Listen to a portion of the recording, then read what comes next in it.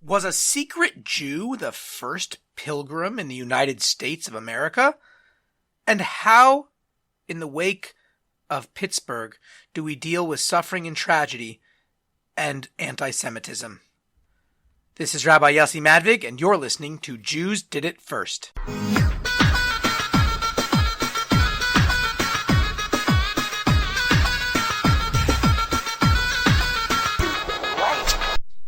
Hey everyone, sorry I missed last week's episode. I was in New York City from Wednesday till Monday, and it was a convention of Chabad rabbis across the world, around the world I should say, and you had about 3,000 to 4,000 Chabad rabbis, emissaries of the Lubavitcher Rebbe, who run community centers, friendship circles, Hebrew schools, campus Chabad houses, everything under the sun, and all gathering in New York City in the Crown Heights section of Brooklyn for a fantastic community building convention called the Kinus HaShluchim HaOlami, the International Chabad Emissary Convention. And it was really inspiring. Got to see a lot of friends that I don't see a lot because, we're all in different parts of the world. And it was very moving and very inspirational. And I'm really excited to now be back and get into the nitty gritty of what we do here, of meeting other Jews, of connecting them to their heritage, to their Judaism. And it's very exciting. Please contribute, help with the podcast. I really appreciate you listening. You can go to jewishoswego.org /Jews Did It First and connect there. The little donate button in the top right. Really appreciate the help. And don't forget, of course, to leave a 5-star review on iTunes. Only 5-star reviews. Anything less, I don't really care. Anyway, that's kind of a joke. So I came across this article that I found very interesting in the forward.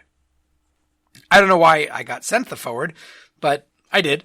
And it was last month's issue. And the reason I didn't really want to mention it was because I was doing the whole October, the October monsters and all this kind of stuff, which was really fun.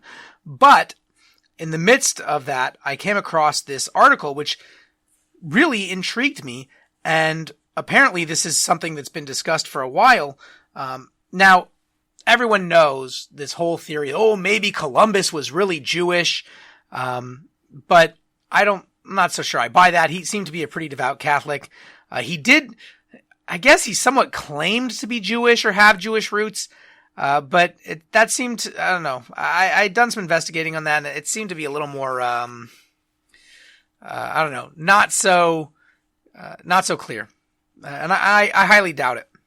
However, there was one person on his voyage, at least, that was known to be possibly a converso, a recent convert to Christianity, or at least someone pretending to be. And this person's name was Luis de Torres. So, Luis de Torres was supposedly born Yosef ben Halevi Halvri. And that's Joseph, son of Levi. Halvri, his last name, I guess. And he was on Columbus's first voyage, which was on August 3rd, 1492, which, interestingly enough, this is one of the reasons why people suspect Columbus might have been Jewish, is that the day before that was Tisha B'Av, the 9th of the month, Hebrew month of Av, which is a very sad and horrible time for the Jewish people. It's the date that both temples were destroyed, and various other things happened throughout history on these days, on that day. In fact, I think I might even have a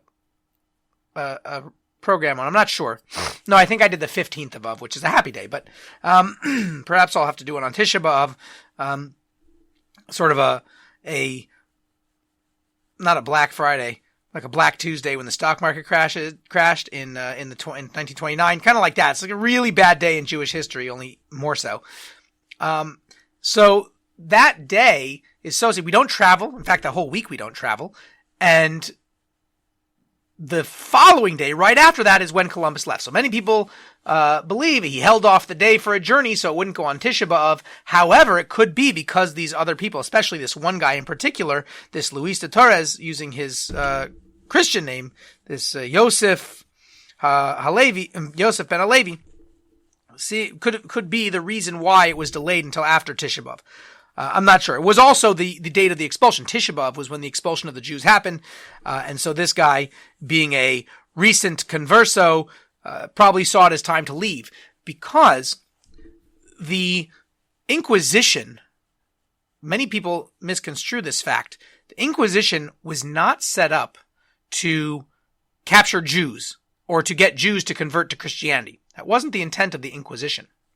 The Inquisition was to stop people from leaving the Catholic faith, primarily Protestants, interestingly enough. Now, as a Jew, obviously we view the Inquisition as something directed towards Jews, but really its primary goal started, I believe, during the Protestant Reformation, or as many people call it, the Protestant, what's not the Reformation, but the revolt, the Protestant revolt, because, when you reform something, you kind of just change it, but you still stay within that rubric. But the Protestants broke off, became their own thing. But regardless, the only way that it impacted Jews was you had people that pretended to be Christian. They pretended to convert to Christianity. And so outwardly, they'd go to church on Sunday. They'd profess to be good Christians, etc., etc.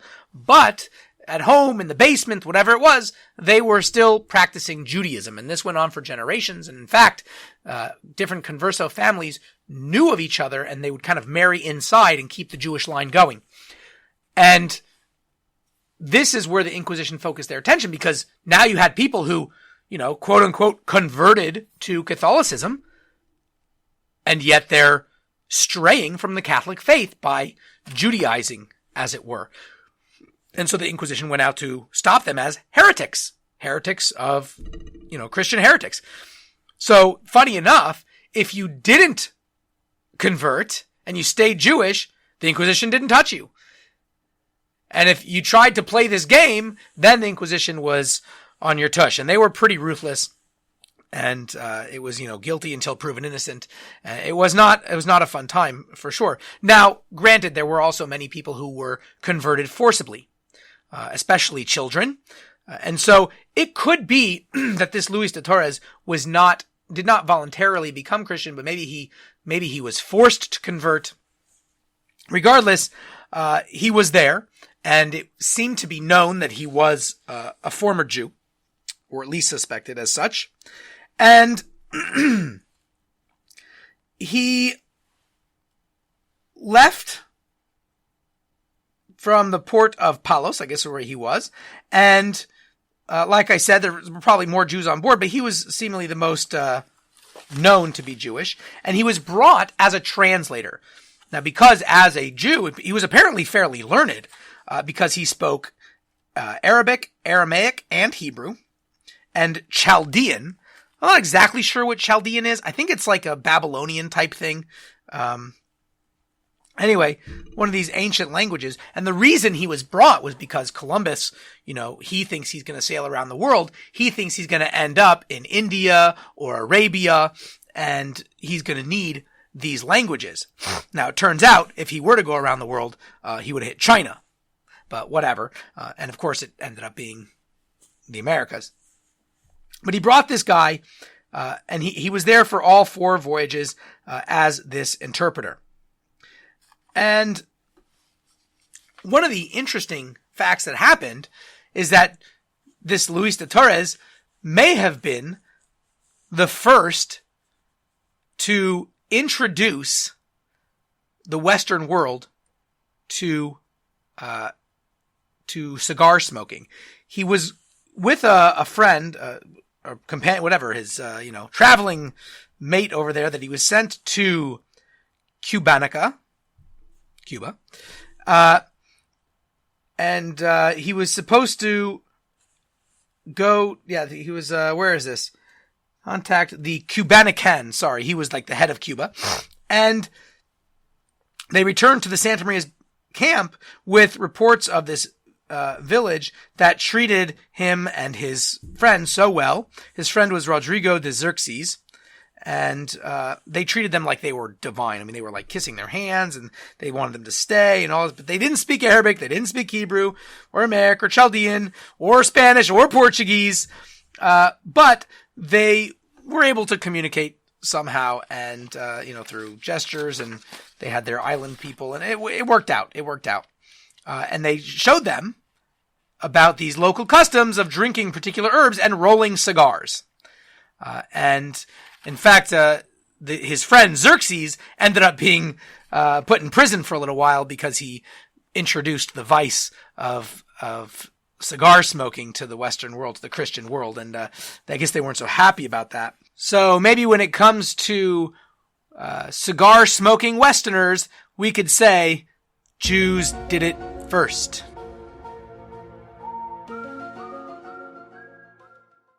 Now, another Jews did it first, and this is really the crux of the program, was, like I said in the title, Pilgrims.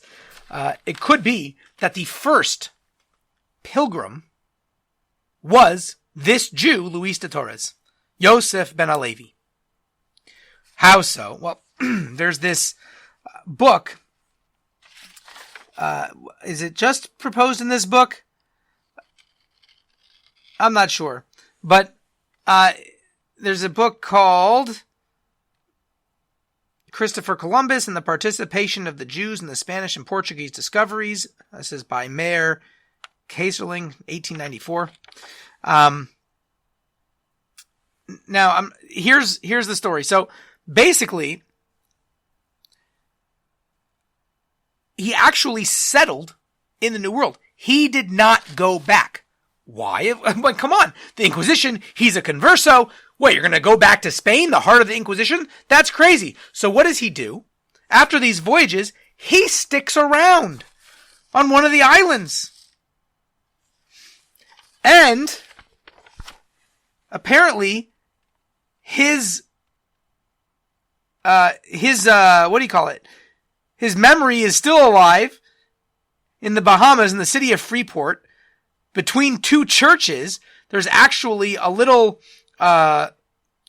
figurine, it's some kind of stucco facade of Luis de Torres, of the Luis de Torres synagogue, which was made in 1972. So what happened afterwards? It's kind of anybody's guess. And this is where this book that I mentioned comes in, that's mentioned in the forward, in the Forward magazine, that, there's sort of these apocryphal stories of his doings in the New World. So according to one account, he became this very wealthy landowner. I know, big surprise, the Jew becomes the wealthy landowner, right? And he stayed around, whether on the island of Hispaniola or something like that. And in some accounts, he kind of stayed there for a while and was ended up killed by natives. There's also an interesting, again, apocryphal story of naming the turkey, the North American turkey, because legend has it he saw the bird and he thought it was some kind of parrot, and so he gave the Hebrew name for parrot, which is Tuki. And so again, this is probably it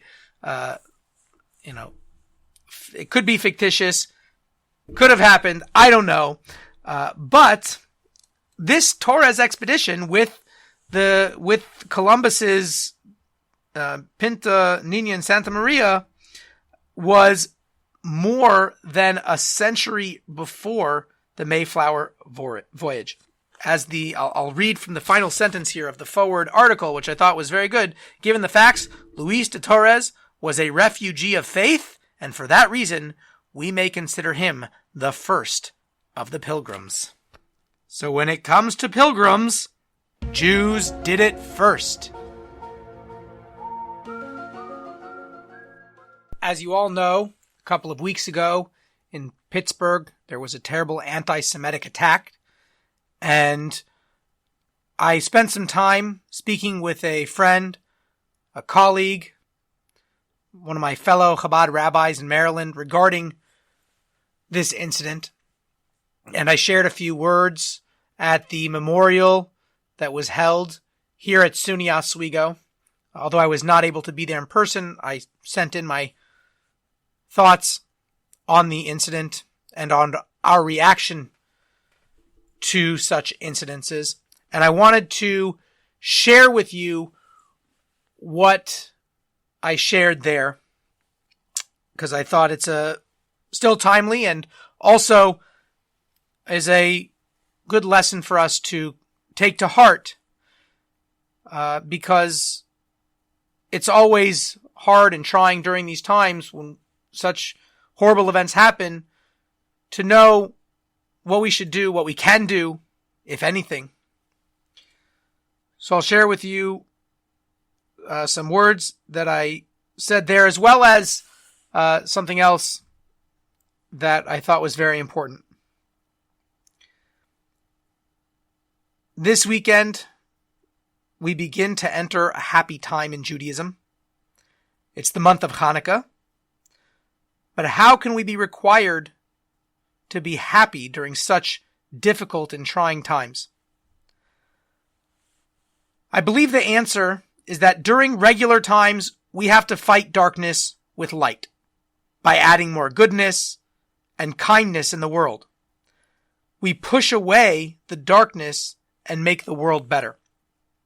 However, there's a higher way, through joy. The Talmud states that joy breaks all boundaries. God has given us a tremendous gift. In addition to adding kindness, we have the ability at this time to elevate the world through joy. Through the joy of the holidays, the joy of family and friends, the joy of life. At this time, we should commit to add goodness and kindness to our communities and do it in a way that takes advantage of this auspicious time by doing it in a way of joy. We can't let the hate and anger overtake us. Regardless of race, religion, or political affiliation, we must all join together to combat evil with kindness and joy. And something else that I mentioned in another memorial service that we held on campus was that there's a Jewish saying, "V'achai tein libai," that the living must take it to heart. And this has a dual meaning. On the one hand, it means we have to look into our own heart. And we have to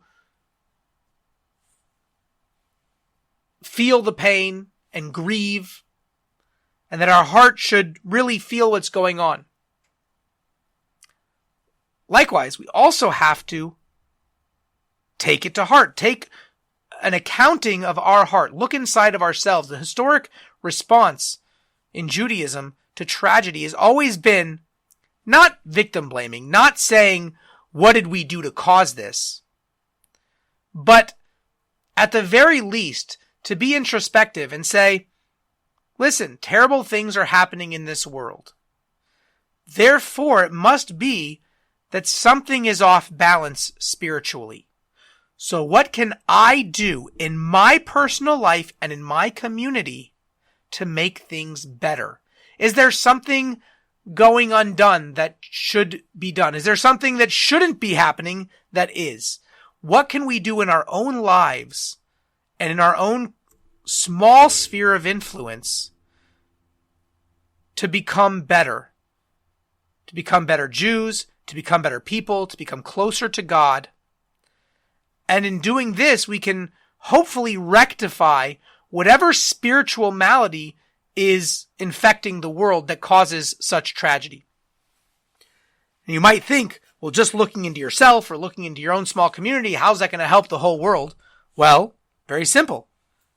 If we're all doing that, then I'm taking care of me and my family and my community. You're taking care of you and your family and your community. And everyone's doing this. Every person, every family, every community gets stronger and better. So, we the living have to take to heart what happened in this tragic event in Pittsburgh, and like I said, turn it into light and kindness in our own small sphere of influence. That's really the best we can do. No one's going to, maybe the few Yechida Segula, very special individuals might have bigger platforms, but we in our own small lives, myself especially, can influence those in your immediate sphere to be better, to be stronger, to be closer to God. Thank you so much for listening, and please, as always, continue the conversation with me. I'd be happy to hear from you. You can email me at rabbi@jewishoswego.org, or you can contact me on the Facebook page, Jews Did It First. I'm on Twitter at Oswego Rabbi. All those great things. Until next week, Shavua Tov.